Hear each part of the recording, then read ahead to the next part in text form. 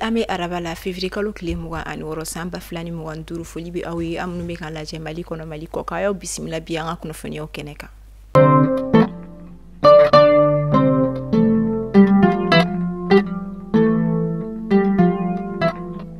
kunafoni damnela kabini samba fla antan fla wakati ula 2012 minaka region kona la irala ka fo la kol meturu koni te no tukuni munun konna uyi minaka region ere konna bla minkara sababu baye ka femi kana ko kunyo hulu gale adoni minaka marablo konna la kasangani okumu konna marablo nyama koni sharia do sigi senka mina yalla nyini koni ke ula kol meturu fe ubega segi kana uka barada ula nyoni marsikalo klidur natache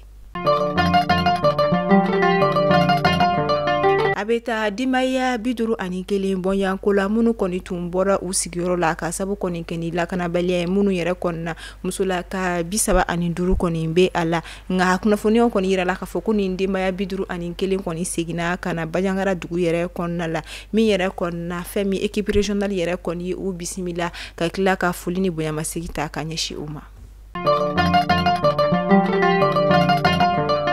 akera kunungo février kalo kile mugan ani duru samba flani mugan duru système konna la femi Orange Mali ka barakela do koni kuna fundi la se do koni ke kuna fundi la se mi yere kunte do were ka yira ka fo uka direction yere koni be ka wala do ke munu yere koni kanunite mi meke ni sharia soso ye kadaka uye ayira ka fo ko wala do koni be barakela bo uka ake kono binkani walu do re koni do kake barakela yere koni ka ni obetali ke barakela ka sarati ke la ka umite ka soro amakenu yere ka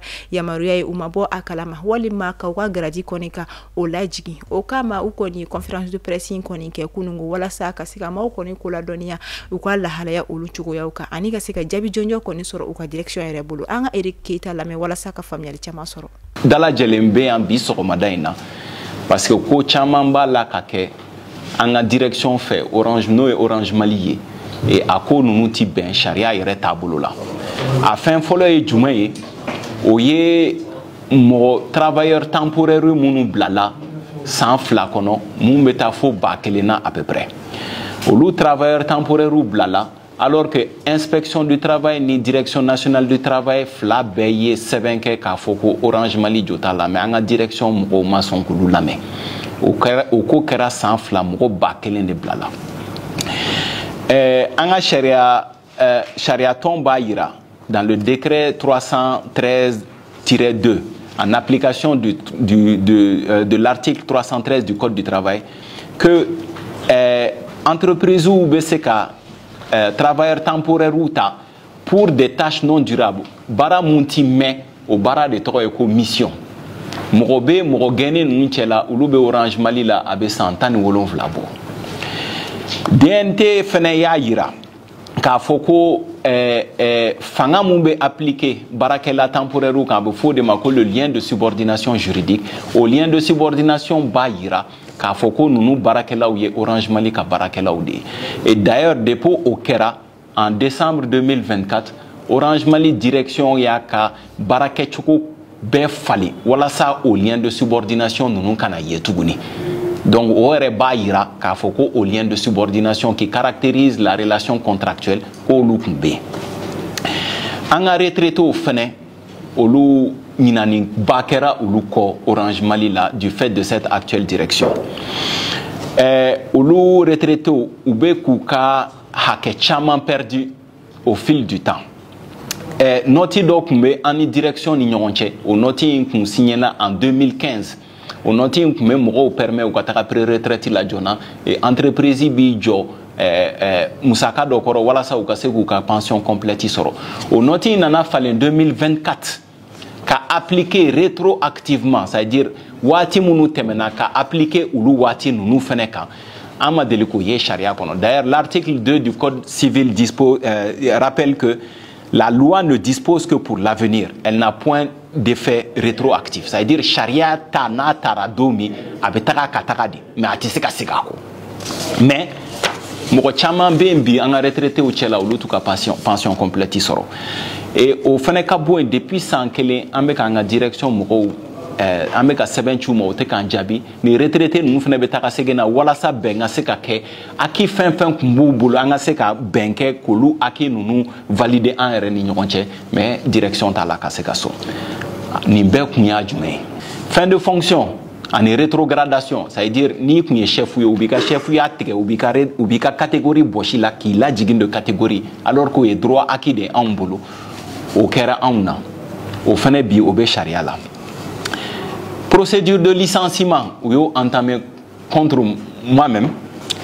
et heureusement l'inspection, la DRT, inspection intervenue là où y'a famia muna ou yo ke où y'a famia ko anga syndicat bara de ato n'olu b'a fɛ k'an gɛn o ko ayi ko gɛnni tɛ se ka sira sɔrɔ. Mutation punitive un camarade mun filɛ nin ye numan bolo la camarade Issa Sogoba ale y'a fɔ dɔrɔn de k'u k'a ka heure supplémentaire sara an bɔra mun kalama u y'a muté Mopti à plus de 600 km u ye kunɲɔgɔn kelen de d'a ma a ka taga ka poste rejoint an y'o lase inspection na inspection y'a f'u ɲɛna k'u tɛ se k'o kɛ u ko k'olu ka sira tɛ inspection ka kuma na u ye a ka sara tigɛ k'a ka sara suspend sara t'a ye tuguni ko parce que il a abandonné son poste alors que inspection y'a f'u ɲɛna k'u bɛ ka mun kɛ u tɛ se ka syndicaliste muté k'a sɔrɔ u m'a da don kuma na u m'a ɲininka. Maintenant ni bɛɛ bɛ mɔgɔw funteni jamana kɔnɔ ni ala sɔnna a ma an ta tɛ an bɛ bɔ aw ka dan na an ta t'o ye an bɛ na ni dalilu ye a bɛ na ci pacte de stabilité sociale a ɲɛmɔgɔ fɔlɔ y'an ka premier ministre ye a ɲɛmɔgɔ filanan y'an ka président yɛrɛ ye qui est le garant de la charte donc sɛbɛnw bɛɛ bɛ na ci ninnu ma walasa olu yɛrɛ k'a lajɛ ni an ka kuma ye ni tiɲɛ don ni tiɲɛ tɛ donc bi point de presse kun ye nin ye an ka foli b'aw ye.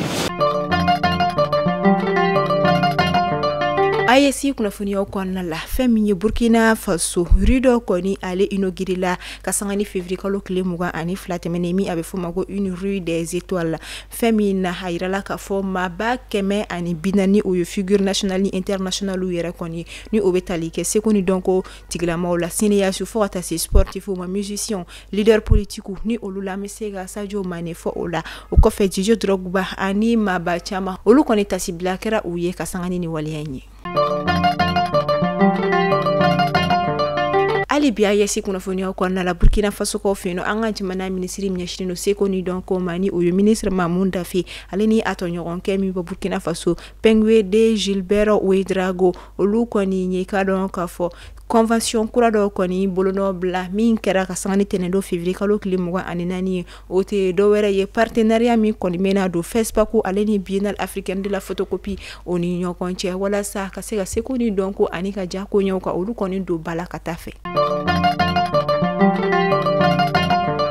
Ameto AEC kunnafoniyaw kɔnɔna la meta Niger ka olu fɛ yen nɔ Niger jamana ɲɛma général Abdelhamani Tiani ale kɔni ye Qatar jamana kɔni ka cidenkulu dɔw bisimila a ka palais kɔnɔna la ka sanga ni tɛnɛndon février kalo tile 24 ye cidenkulu yɛrɛ ɲɛminɛlen kɔni tun don son excellence monsieur docteur Mohamed Ben Abdulaziz Al Koulafi ale yɛrɛ kɔni fɛ ni o ye u ka jamana ministre ɲɛsinnen u ka jamana kɔkanko olu ma.